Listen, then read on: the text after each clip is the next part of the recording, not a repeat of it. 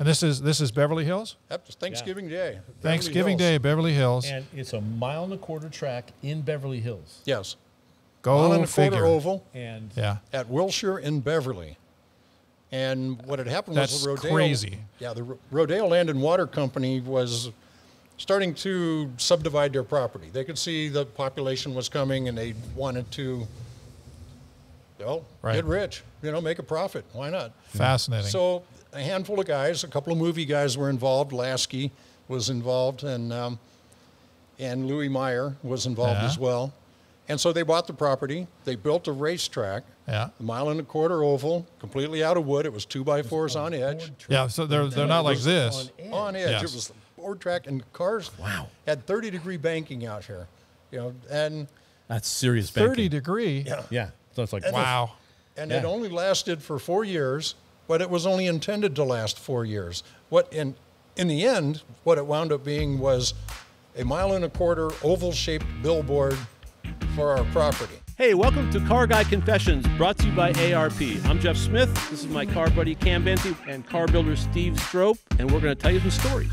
So welcome to another episode of Car Guy Confessions with Jeff Smith. I'm Jeff Smith. This is my buddy Cam Benty, and Steve's off doing whatever stuff that Steve does. He's probably building something we big. we have a guest with us, Harold Osmer. Yes, and we have a great story here. Now I'm a big history buff fan. I love history, and that's what this is all about. He's written a book about racetracks in Los Angeles area, correct? Yes, just Southern California. Southern California, and where they raced. It's called Where They Raced. There's no place for racetracks anymore. Real estate is so difficult to do that. Tracks are disappearing. But back in the early 1900s, almost 100 years ago, right? Oh, absolutely. Yeah, 100 years ago, there were tracks all over the place, and we'll get to that. So that's what this book is all about. There's 179 tracks in here. Have you raced at all those? No. So bottom line, he's got 179 tracks. I think we counted maybe 6. Exactly. But that's not bad considering there so many of them are just now gone. Riverside's gone, Ontario's gone, Irwindale, the original Irwindale is gone. Right. Drag strips, Ascot. Orange County. So anyway, why don't you talk a little bit about? So anyway, I met Harold through a friend of mine, Fred Lobianco. Who is with Automoto, a very interesting film group that he has. If you check it out, he gives me my shirts, so this is good. But very nice guy, very connected with regards to very interesting content, and obviously that's where he met Harold. Harold has got a lot of really good stories. I mean, it's just kind of amazing when you start thinking about the history of Southern California. I don't want to make this too much. There's the rest of the world, but everybody knows of Lyons. Everybody knows of Irwindale, the Pomona racetracks, the different things, San Fernando, all these racetracks where, in terms of drag racing, it was the hotbed of everything that went on there. But the legacy of Ascot, in fact, there were 4 Ascots, and we'll talk about that as we go along here. There are so many different things that went on in Southern California that helped breed auto racing in the world. It really was a place where a lot of people got their start. And other legacies were born. We're going to get into things like, did you know there was a racetrack in Beverly Hills? There was really a racetrack in Beverly Hills, in Los Angeles, all these different locations where there were huge crowds that came about. And we can get Harold to talk about a lot of that detail, but just amazing what's in this book. And it's called Where They Raced, Auto Racing Venues in Southern California's 1900 to 2020. And it's crazy. So how did this all evolve? How did you get started with this book? I was an old student, college student. I was one of those aerospace guys that got laid off in the early 90s kind of thing. And so I wound up going to college for the first time and started doing that. Came time for my graduate thesis in geography, land use planning. And so I needed a topic. And along the way, throughout college days, I had seen these guys that they had introduced us to. Hey, this guy's been working on his graduate thesis, and this guy too, and that guy. And I said, you guys have been working on your graduate thesis for how long? So I decided, I'm not going to do that. I'm not going to wait. I'm going to get on something and go from there. So as soon as I started a graduate program, this was at Cal State Northridge, and I looked at it and I said, what am I going to do here? I don't know. I was a casual race fan, so I had gone to Ascot plenty of times and done that. But I wasn't connected to racing in any way. but they had just started building California Speedway out in Fontana. Okay. And I thought, well, there must have been 10 or 15 other racetracks in California. I wonder where they were, and I wonder, you know, where the book is about that. I'll use that as a practice exercise to just see if I can even find any information on this stuff. And what I soon found was that there was no book. Nobody had ever done any real in-depth look at this. There were over 100 racetracks just in Los Angeles itself from 1903. At that time, it was up to 1990. You got to pick a cutoff date. And so I found that, and I thought, this is great. And then I stumbled across the geography department at UCLA has the Spence Air Photo Collection, and Bob Spence flew and took aerial photographs all around Los Angeles County from 1917 up through the early 70s. Wow. And he, instead of shooting 1917. yeah, and instead of shooting straight down like so many aerial photographs, he shot on an oblique angle, and he shot everything. Wow. And so once I had an idea of when a track was someplace and what it was called and where it might be located, I was able to go through their files and look and see and find. And I found a lot of things that your typical race guy would never find.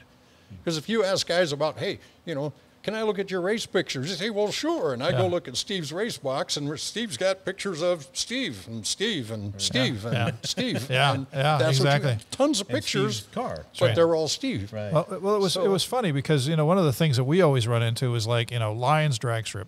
Well, what happened to that? Why would they have pushed Lions drag strip out? You know, commonly the situation is that there's a noise problem. There's somebody who's complaining about the track. You know, Fontana lately has had that problem. Yep.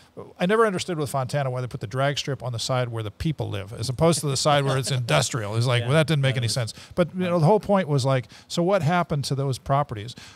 Ontario Motor Speedway, you know, they tore that huge edifice down, and the problem was, what are they going to do with all this? You know, why is this gone? What happened? Obviously, it was a financial thing, I think, that happened with Ontario Speedway. Yeah, it was a huge financial thing. The city of Ontario never really got behind that effort. Okay, and good. So that was a big thing that happened there. And there was an issue with the bonds that were used to finance the track. And Chevron Land Development Corporation, they recognized the investment opportunity when they saw it, kind of thing, and they were able to pick up the bonds dirt cheap. As soon as they did, now they own the property, and they said, all right, make flat with a racetrack, let it go away. What a job to knock that thing down. Yeah. I remember watching it go down, and it was like this. It was like knocking down the Empire State Building. It was a huge, major effort. Yeah. So. So let's go back to the beginning though, because the very first track, we have a photograph of that, correct? Was this the very first track? This is not the first track. This big one, panoramic that we have, was from 1922, and by then we'd been racing for 19 years. Okay, so what was not the the first? first. The first track. official race in Southern California took place at Agricultural Park, which is the site of the LA Coliseum. Okay. And they've got this new rumor going around about NASCAR racing there, whatever. Yeah, go ahead. But, so it was That'd be 1903, they had the first thing. That was where they had Fiesta Week celebrations every year, which is the equivalent of LA County Fair out in Pomona. Okay. Well, so they did that, and they raced out there. The first regularly scheduled events, as it were in Pasadena. If you go out to Pasadena and Altadena, there's a road that's recognized as Christmas Tree Lane, and that's where they raced out there. Barney Oldfield and the Apperson Jackrabbit and the old heavy Stearns cars and that sort of thing. Right. And there, one of the things I found fascinating about that is they went in a straight line. They were going uphill. And it was about a 1 mile course. Wow. Well, like a hill climb, basically? Yeah, there was. Yeah. And on a dirt road, of course. Yeah. And there's no way to time this unless you run a specific wire from one pole to the pole on the other end, and you got a guy on one end says, go, and the guy on the other end clicks his watch, and when he gets to the other end, he says, stop, and so they click that, and then afterwards they compare one guy's times versus the other guy's times. They take the average, and there you go. It took this guy this long. And all these things, really crude. Yeah. all these things didn't exist. It took until 1913 before they decided, okay, we're going to use a checkered flag to indicate the end of a race. Right. You know, you have the green, yellow, all this stuff. And finally what America wound up doing was adopting the European flag system. But every time you'd go to the driver meeting before a big event, okay, guys, these are the signals we're going to use. You know, the red flag means this, green means that. Right. These type of things. Right. And it was different at all events. To get to this picture, though, that Jeff was referring to, this was 1922 or 28? 22. 22. And this is Beverly Hills? Yep, Thanksgiving Day. Thanksgiving Day, Beverly Hills. And it's a 1.25 mile track in Beverly Hills. Yes. Go 1.25 figure. oval. And at Wilshire in Beverly. And what had happened was the Rodeo. Crazy. Yeah, the Rodeo Land and Water Company was starting to subdivide their property. They could see the population was coming, and they wanted to, get rich, make a profit. Why not? Fascinating. So a handful of guys, a couple of movie guys were involved. Lasky was involved, and Louis Meyer was involved as well. And so they bought the property. They built a racetrack, a 1.25 mile oval, completely out of wood. It was 2x4s on edge. Yeah, so they're not like this. On edge. Yes. It was board track, and cars had 30-degree banking out here. And that's serious banking. 30-degree? Yeah. So it's like, wow. And it only lasted for 4 years, but it was only intended to last 4 years.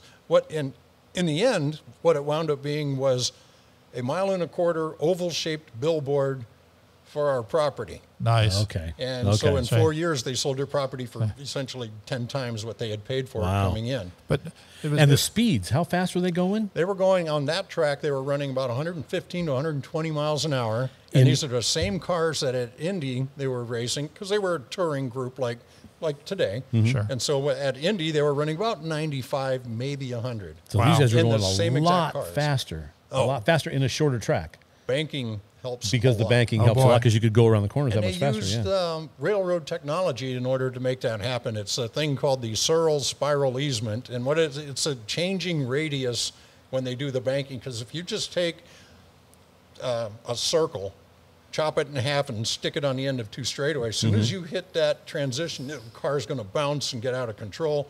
And even coming off the turn, you're going to have the same issue. Right. And they realized that, so they adopted that from the long existing railroad technology of gradual banking to go around a tight corner. And they had bicycle velodromes made of wood before that too. Correct. So it was the same guys, Art Pillsbury and those guys. So they were familiar with the problem.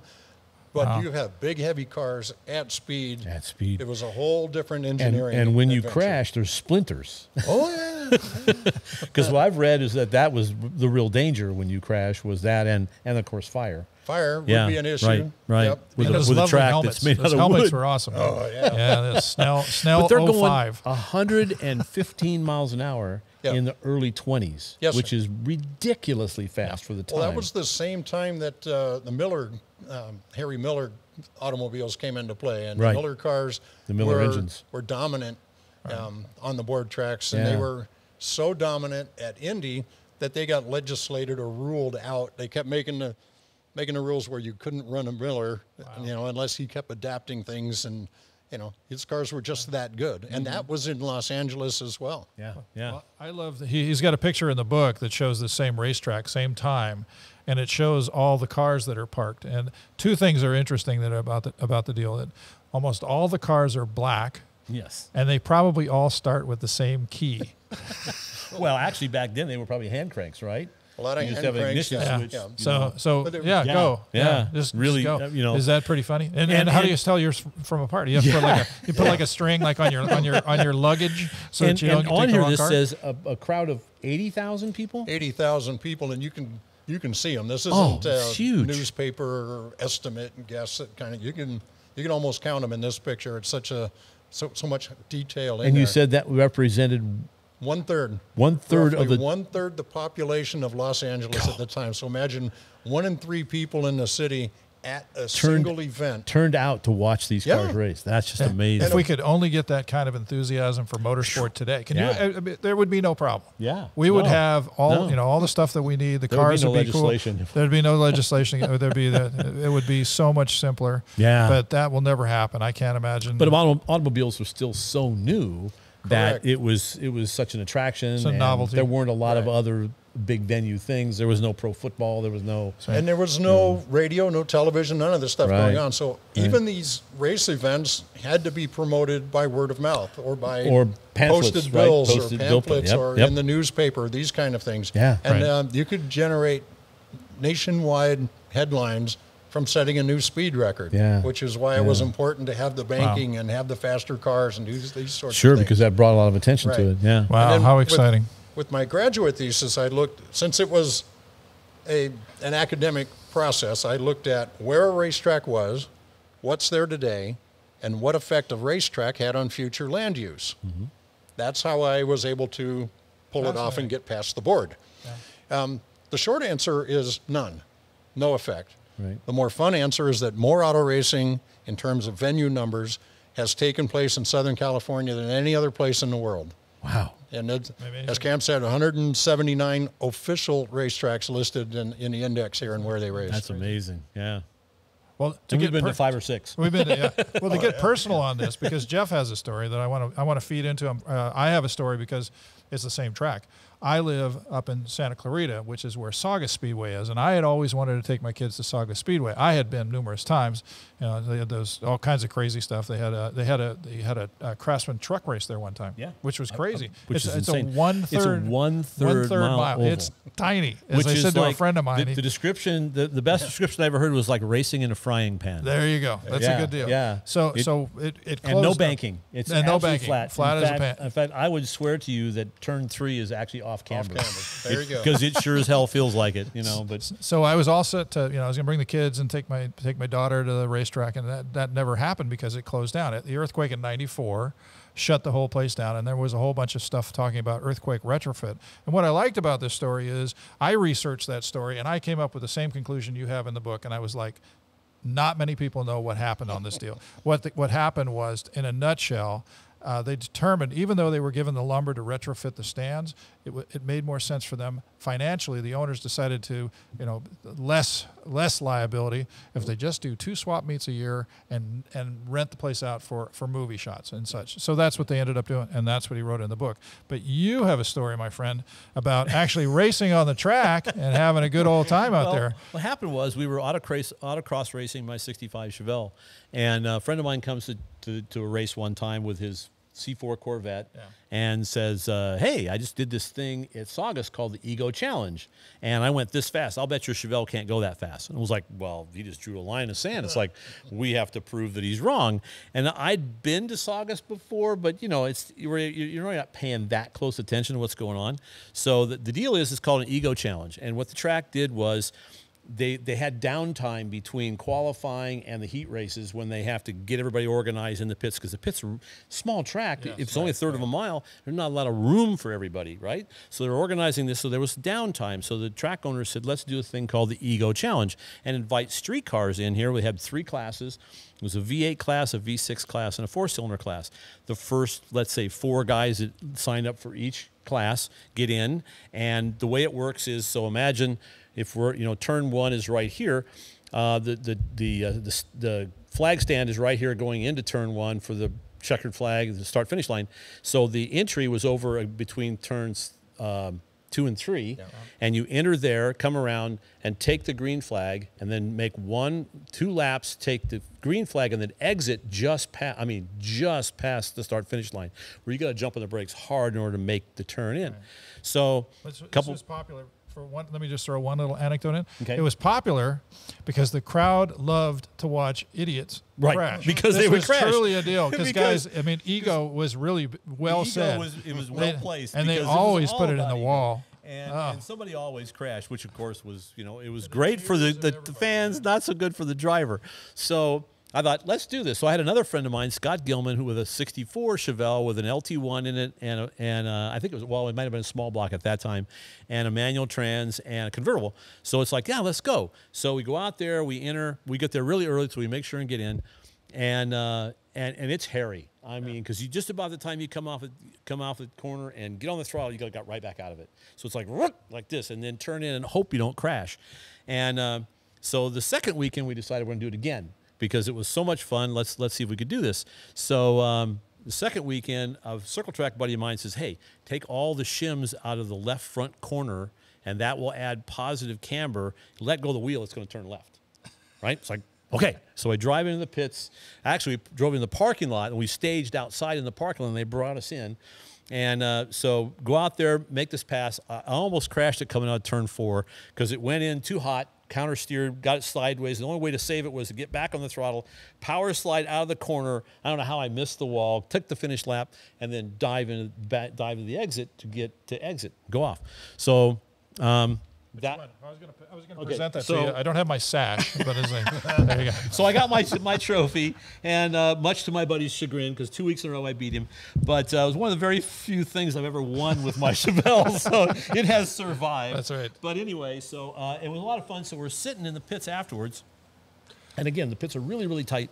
And so we're surrounded by race cars. So it's like, well, they have to get the first heat race going in order to cut a spot wide enough for us to get out. So I'm standing next to the car. We're standing there for 5 or 6 or 7 minutes until they get all these cars staged on the way.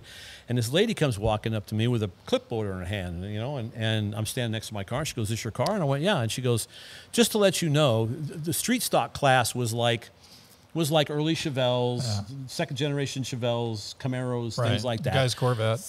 Well, this was the actual racetrack. Oh, you're talking about the racetrack. The actual race class. Yeah. Street stock was these threes with 352 barrels and slicks. And so she comes walking up to me and she says, well, just to let you know that you would have qualified second row inside for the street stock. You qualified in like third position. And I said, well, it's really not fair because those guys are all running 352 barrels and I've got a 420-inch Lingenfelder motor that makes 550 horsepower. But she says, but they have slicks and you have street tires. True, that's true. Right. So it was a lot of fun. So that's very fun. Air conditioning. That's right. Air conditioning if you run the windows down. That's very good. We'd like to introduce you to a new sponsor of ours. This is InTheGarageMedia.com. So friends of ours that were in the print magazine business before and now started their own books. We got All Chevy Performance, Classic Truck Performance, and Modern Rotting. Yeah, these are awesome books. They've got lots of educational and entertainment things in them, and they're even good enough quality to include Steve Strope quality vehicles. Maybe. He's we'll working see if up I'm to allowed in there. That's right. I don't know. So in the Garage Media, InTheGarageMedia.com. Check them out. Check them out. Get your subscription, sit and read it. And with ARP, it's not just a lot of intake manifolds, studs for heads, but they also have a humongous selection of American and metric that we use all throughout the car, even large bolts that we use on the suspension components, because you want that same strength, that same durability and reliability, plus the beautiful looks. And stuff outside the catalog. Right. They have a special order program where if you're a builder and you need some special stuff made, they can do that for you. So it's an amazing, amazing company to work with. So check them out at arp-bolts.com or check out their catalog. You'll find everything you're looking for.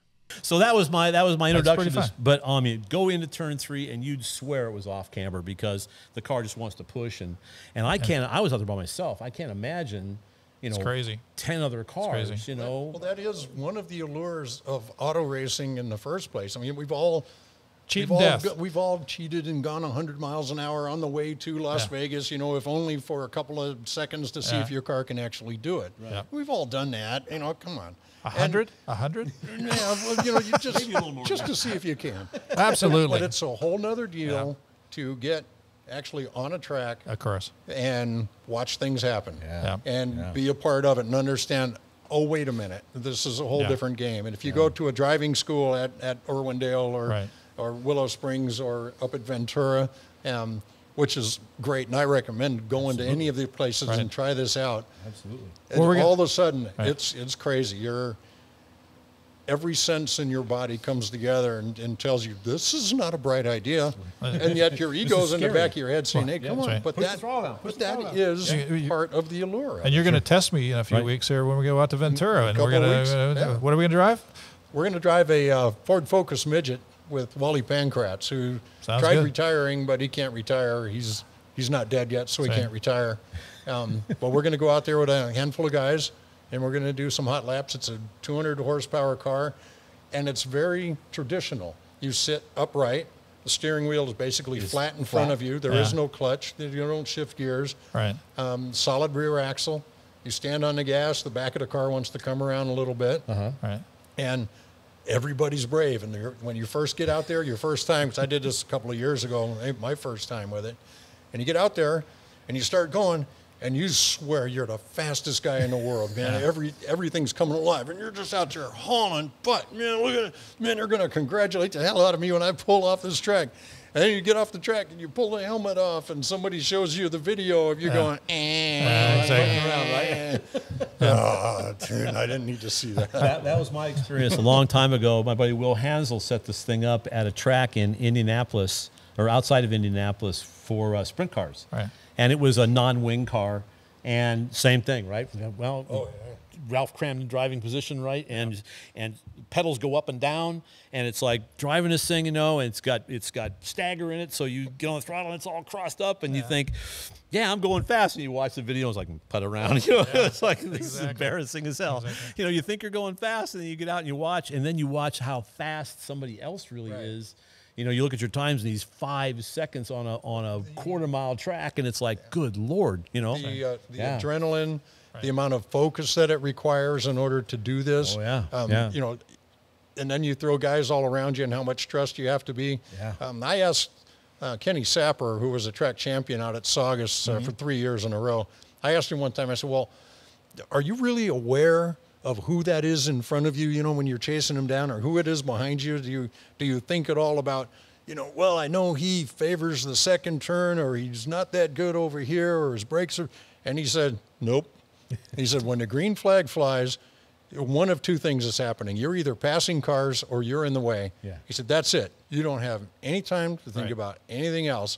He said, and I explained an awful lot to him. And that's after years of experience. Yes. After years of experience. So imagine going out there all by yourself. I mean, my buddy Tim bought this race car and voted me as driver, and we broke it so many times, it was so embarrassing. But I actually got to start one race. There you go. And at the back, and that's it. I mean, they just all drove away from me, but it was like 100% concentration. There's cars around you, they're passing you, and it's just it's amazing. Well, that's the draw of that's the draw of racing in general. He's got an interesting scenario. We all know Ascot. Ascot was around for years and years and years. But for people who may not know, Ascot was an amazing sprint car track for years and years down in the Gardena area, which is the kind of the curve of Los Angeles, and every major racer anywhere in the U.S. raced at Ascot. But did we know, and we learned from our book, there were 4 Ascots. I did not know. I did not know that. I thought one was good. There's 4. So there were 4. Yeah. And the first one was when? The first one opened up in 1904. And they started racing cars by about 1906, 1908. And that actually ties back to Agricultural Park.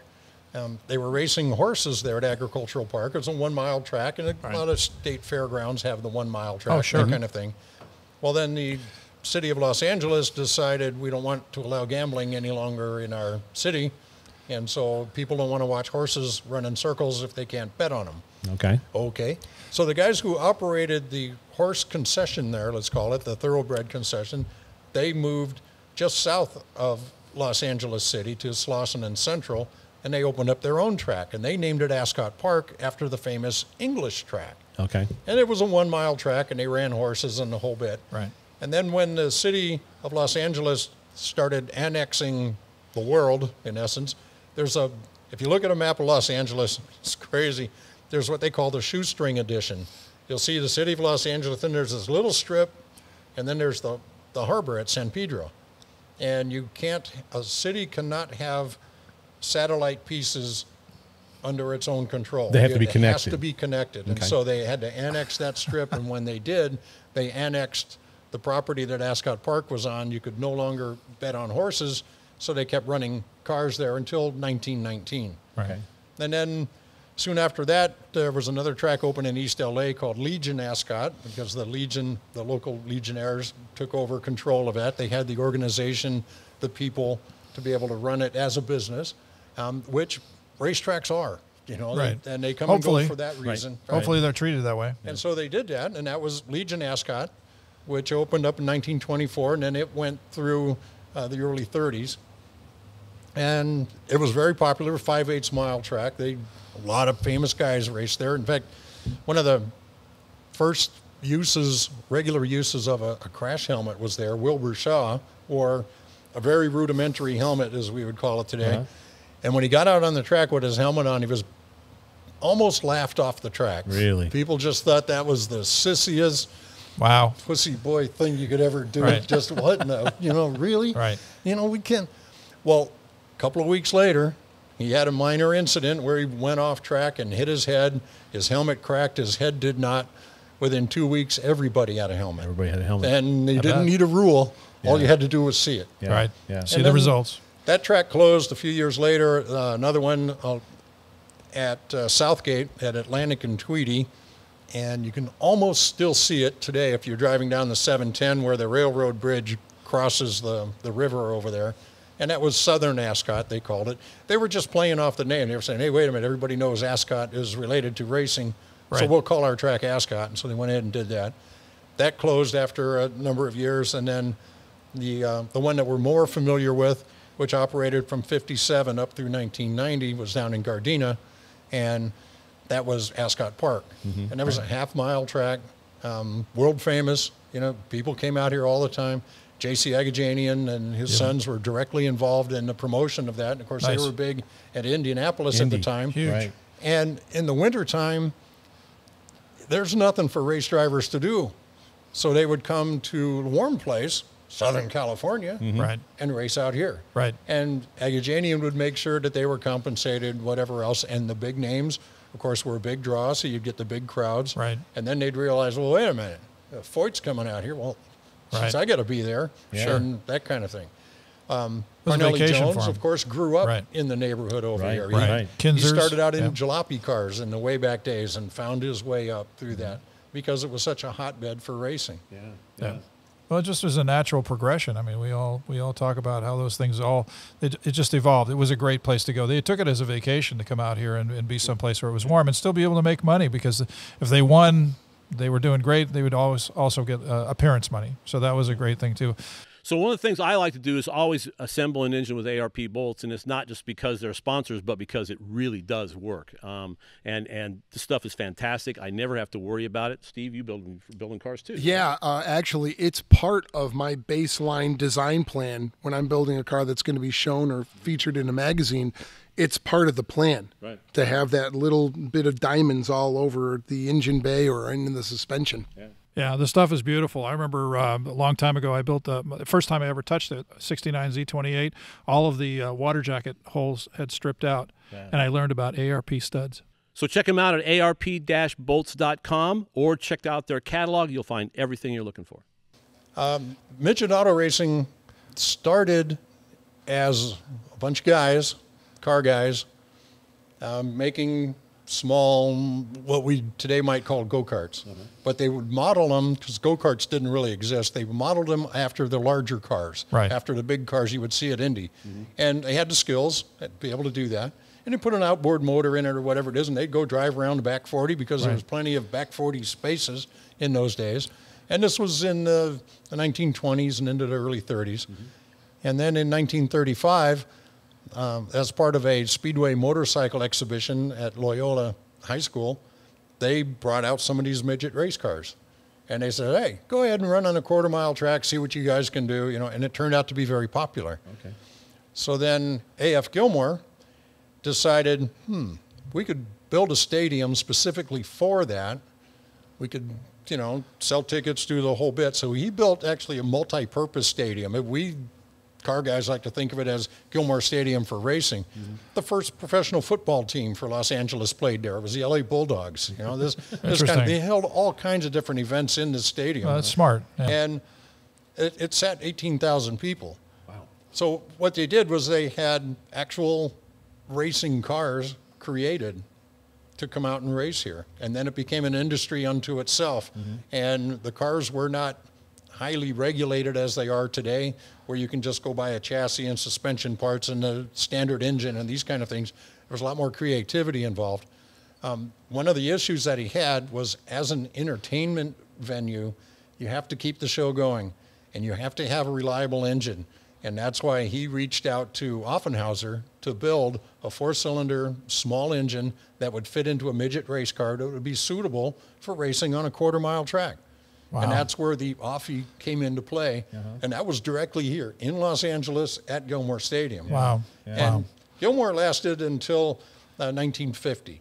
And then the family, as it was explained, was they were land rich and cash poor. And the stadium by that time was in need of repair and whatever else, which happens a lot of times. And the guys just decided, you know, if we sell that property, off we go, we can keep the rest of our thing going and the whole bit. And that still exists. That's Farmers Market at 3rd and Fairfax. It still belongs to the heirs of the Gilmore family. When you go through Farmers Market, there's still a lot of pictures and such for the whole Gilmore. Actually seen that. You can see those sections.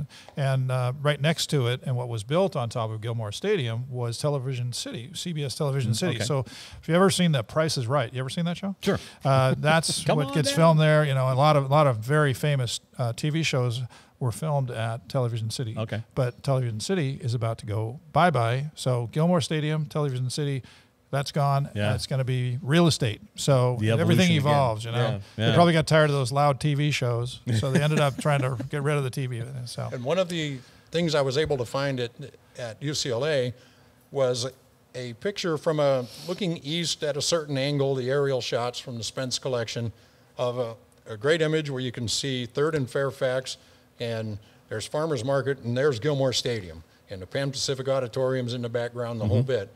And then on the facing page, I have another shot from essentially the same angle, but it's 20 years later. Yeah, 69, and I saw that. You can see, you can go back and forth and say, wait, that's 3rd and Fairfax, this is still there, that's gone, this is moved, and that's really what this book was about and how this book came about, because what was there, you know, what's there now? You know, how long was it there? What did it do? I must have looked at that photo. I don't know how much. I just, you know, comparing. We always go down to Farmers Market. Farmers Market is now next to the Grove, the Los Angeles version of the Grove. There's one in Orange County. This one's in L.A. And that whole area I know very well. And I've been through that area as a kid. We used to go through Farmers Market. So all of that is very near and dear. But to watch Gilmore Stadium, especially when I saw the other stuff. But great story. Great story. At the end of Gilmore's Stadium's annual race season was around Thanksgiving. And again, there was no television or radio, anything going on at the time. So people were always looking for something to do on Thanksgiving. Well, now you guys aren't working. Why don't you come out to the racetrack? We'll hold a special event. Instead of running a 30 or 40 lap event, we're going to run 150 laps. Come on out and watch the race. Wow. And so they started doing that. And they called it the Midget Grand Prix. Okay. And that started in 1935. Wow. And it continues. That whole thing continues now as the Turkey Night Midget Grand Prix. And we're going to run the 80th time this one around. And, I get my Turkey Night shirt. Yeah, there you go. We're going to have the 80th running out at Ventura Raceway this time with around. Midgets.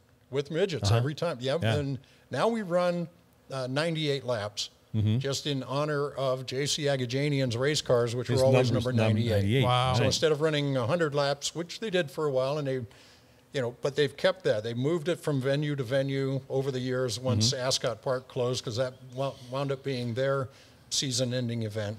Have a big blowout, have as many guys show up and do your thing as you can. Right. And so they did that. But that tradition continues in Southern California. That's very cool. It's wonderful. Yeah. And Ventura Raceway, which is up here at the fairgrounds, is sponsored by ARP, who's always good to do this. So we know those guys. They're big about helping that out. So we appreciate those guys. Yeah, and that's... I'm like one of them dolls, man. You pull the string, you can't shut the guy up. That's okay. That's what this is for. There's so much passion for that, and all the different things come into play. Like if we sit down and start talking, we'll realize, wait, you know that guy? Yeah, I know that guy. Yeah. Hey, I know that guy too. Yeah. Well, how come I haven't met you yet? Well, I don't know. I was busy doing stuff, with that guy. And I said, well, I was busy doing stuff with that guy 2 weeks ago. And you don't always recognize that those connections exist. Racing people, I always equate with, call it polite religious people. You might know that guy for years and never know what religion he is, even though he's very religious, because he's already decided that he's not going to convert you. Right. So he's not going to talk about it. He knows it doesn't mean that much to you, so he's not going to bring it up. He's a polite guy. Yeah.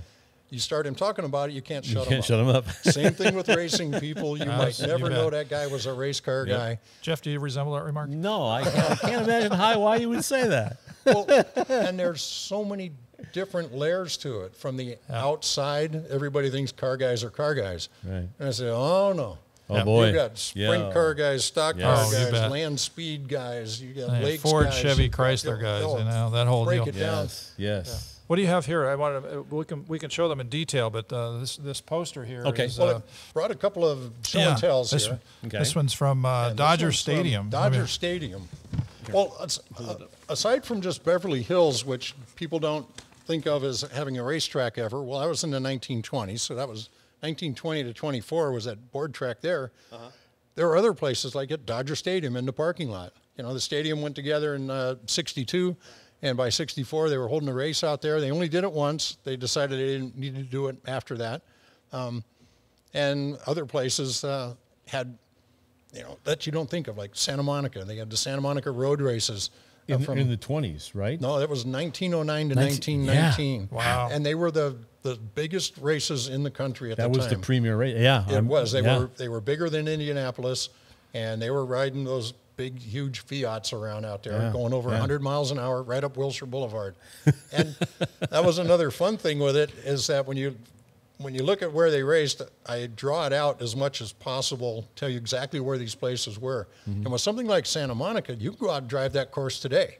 You get on Ocean Avenue, you go south towards Wilshire, you turn left on Wilshire, and you go uphill. Literally, it's uphill, which doesn't make, what the hell? What's it? Well, Right. yeah, if it was the other way, the ocean would be on the other side. So, Yeah. oh, okay, so, all right, and it's long and straight. Uh-huh. And you get up to, back then they call it the Old Soldiers Home, which is the Veterans Center now. Mm-hmm. You turn left on San Vicente and come back down San Vicente, and it was an 8.4-mile course. I was going to say that's a long Wow, ride. that- They Yeah, ran there, yeah. and that was considered radically short because they had been racing in America before that with the American Grand Prize race and the Vanderbilt Cup stuff back in the East Coast, and they were 23 Crazy. miles per lap. Yeah. Crazy Yeah. stuff. But again, as an entertainment thing, you're sitting there and a car goes by, vroom. Wait a few minutes and somebody else comes by. Yeah. You get the course a little bit shorter, the car's a little faster. Right. All of There's a more sudden to you see. have Come by a much more better often. entertainment value. You yeah. bet. And Santa Monica was great because what happened there was it attracted people to Santa Monica. Because people are always, when you go to a place, you want to go to some place you've heard of. You go to France, you go Eiffel Tower, okay. You know, and you go do that, and you just run down your checklist. Yeah.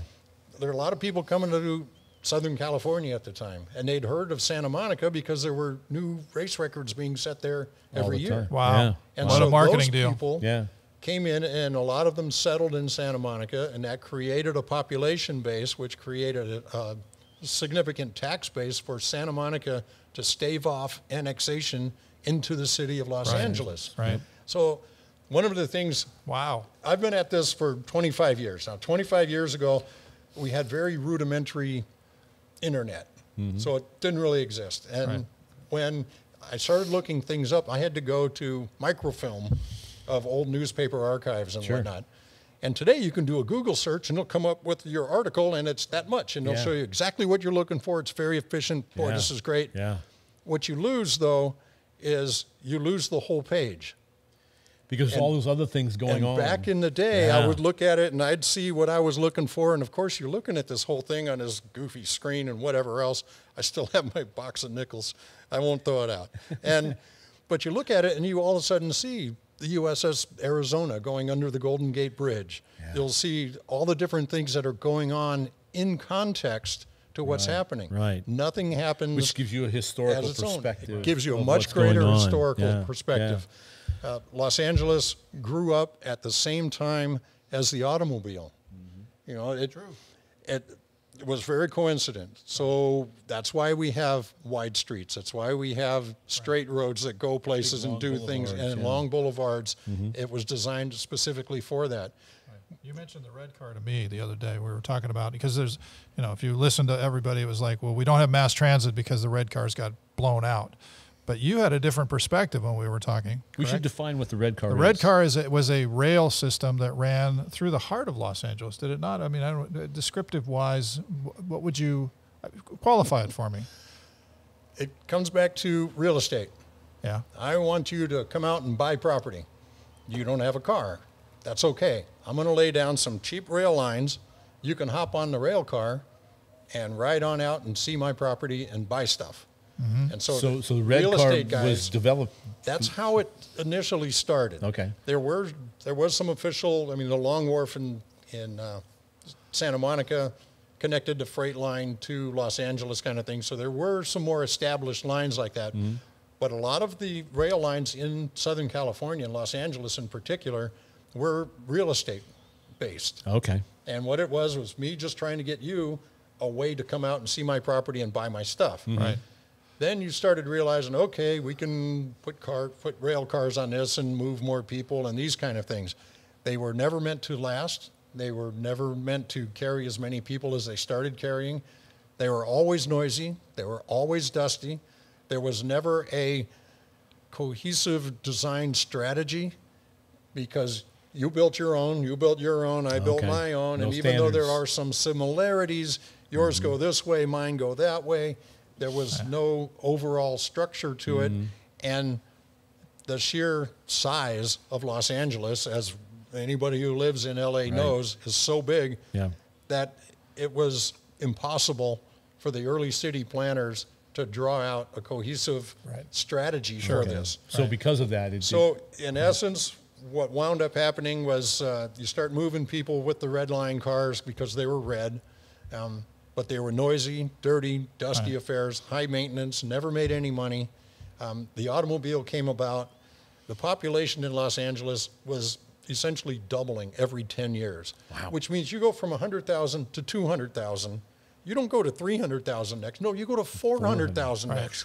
10 years later, you're at 800,000, this kind of thing. So it literally doubling. And all these people started coming in, overwhelmed that system, started buying their own cars because it's easier to drive your own car and do these things. Right, because we had a freeway system. You'll hear about General Motors and that was the all deal. these guys coming in and That it was they bring in I'm going to take out these rail cars and bring in buses. You know, and they're, whatever Roger Rabbit tells you. I was just going to say, exactly. It just blows the plot line for Roger Rabbit right out of the woods. And the reason for that is a train goes this way. A bus can go this way and that way tomorrow. Right. All right. That train, you need that train to go that way. It ain't happening. Right. Got to jump off and get another one. You can add an extra bus if you want. You can take the bus off. Right. The train is totally inflexible. And as much as we'd all like to think, oh, we had the greatest system, whatever, and you'll hear guys our age will say, well, yeah, I remember hopping on the train. It was over by Larry's house. We could hop on the train and we could catch with this one and transfer to that one and that one. Then we'd get down to the beach. We'd hang out at the beach all day. They say, we'd hang out at the beach for about an hour and then have to get back on the train to try to find your way back. Well, newsflash, you're not 14 years old anymore. No. That you got a real job to get to and you got to have family to get home to. You can't be doing that every single day. Great. It was a terribly inefficient way of going different about even today because, when they first moved our offices at Hot Rod from San Vicente down to the beach, we looked I missed at, that. I missed that. You stage. missed that, I missed that which was stage. That good gone already. because but we looked at actually trying to do public transportation and it could be done, but it was going to take you like 4 hours to get there. It really wasn't convenient, so of course we didn't do that. So after the earthquake happened in '94, we used to take they were talking about using the Metrolink, and the Metrolink actually ran for free for a while, and then they decided to charge for it. But it took me down to Union Station, which was nowhere near where Peterson was. Exactly. So you had to have somebody there, get you, and you had to go over here. Yeah. So, but a great story. You could get there. You could get there, but it took forever to get there and then get back. As long as you have feet. It's a fine romantic idea, but it's not like, really practical. wouldn't it be great to we all just get our motorcycles and go drive the highways across the country, one summer and oh yeah, that's good for about till the middle of the second day, and you're tired of eating bugs and your arms are sunburned off, and no.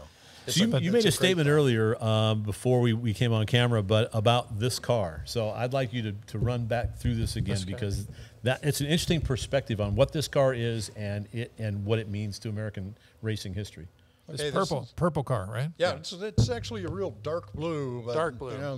All right. Yeah, either way. Yes, it is it's dark blue. It's a L45 Peugeot, and the Peugeot Grand Prix cars. And it was from 1913, 14, in that range.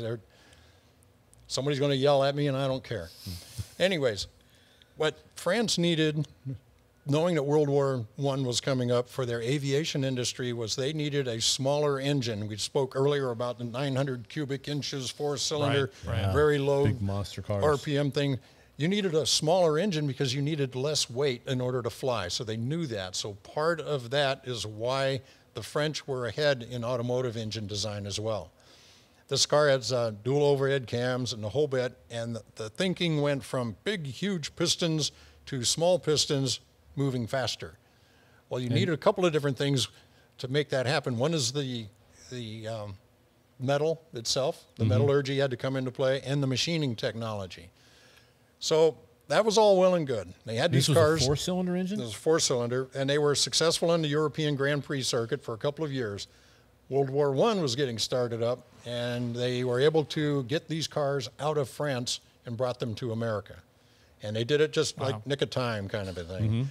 And so since it's here, why don't we go ahead and race it? And so they did.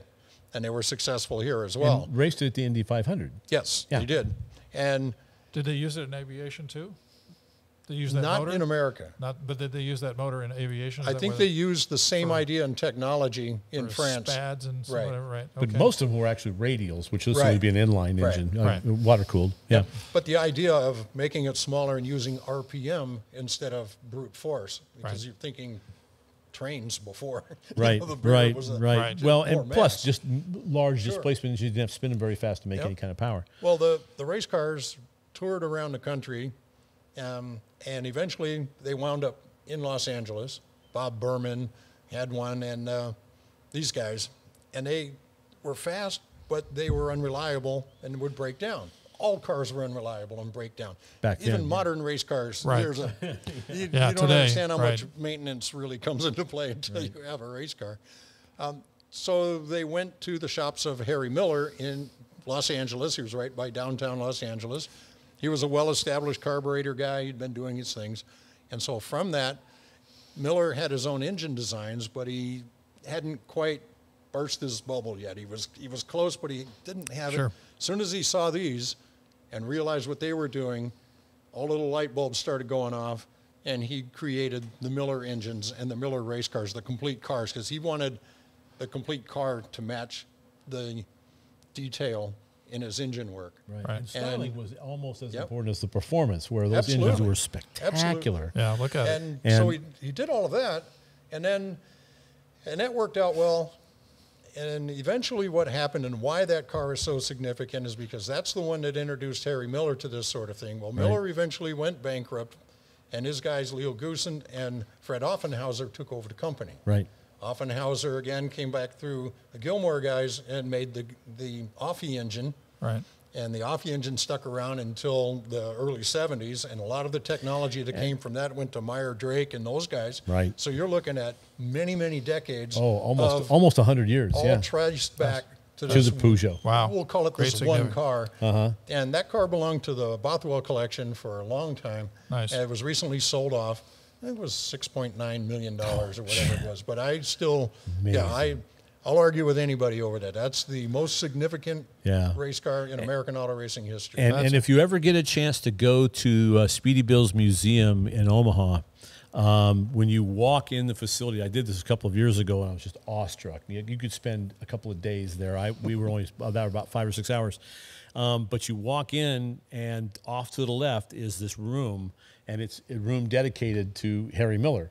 And a series of his development engines, along with Leo Gossen's drafting table, which is just astonishing. So, and you look at these engines, and they literally are the preeminent engines of the day, not only from a performance standpoint, but they are spectacular. They have this sort of, I don't know, classic look to them. You know, it's very. He was as interested in like a jeweler. Yes, yes. I mean, they were like pieces of jewelry, and just astonishing stuff. So if you ever get a chance to go to Speedy Bill's Museum in Omaha, please do it, because it's an amazing place. And if you're a gearhead, you can spend days there.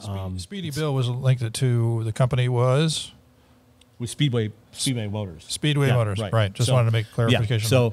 So just an amazing facility, because he was a huge collector. He recently passed away, but the museum is absolutely spectacular, and there's all kinds of race engines in there, very much into Indy cars.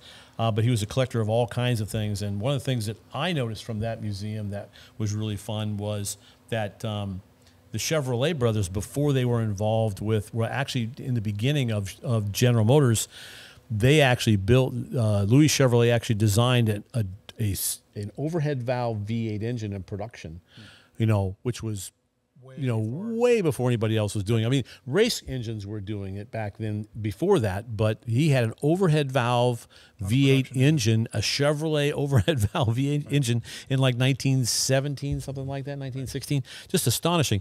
And there was one of those engines at the museum. So I stood there looking at this like I didn't even know this existed.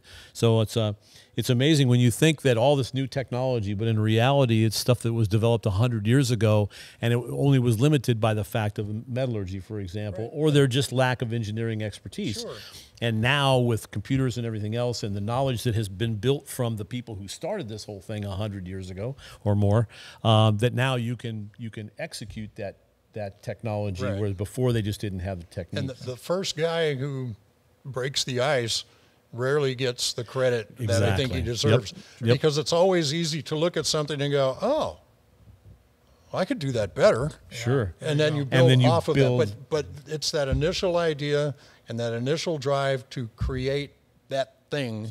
Because the Offie engine still to this day has the longest period of span of races wins with a single engine of any other engine ever. Yep. I mean, it was like 30 years. It's just astonishing. Maybe more. And even from a standpoint of rules, in terms of how they tried to essentially rule it out. It's like we were talking earlier about the V860s. At Gilmore Stadium, they were racing the old Ford V860s, and there were actually two classes. There was the Offies, and then the V860s really couldn't compete with the Offies, and so they gave them two separate classes. And Vic Edelbrock shows up one night, and they had been playing around with this new fuel they had just discovered, which was called nitromethane. Heard of it? And so no one knew about this back then. This was in the late 30s, early 40s.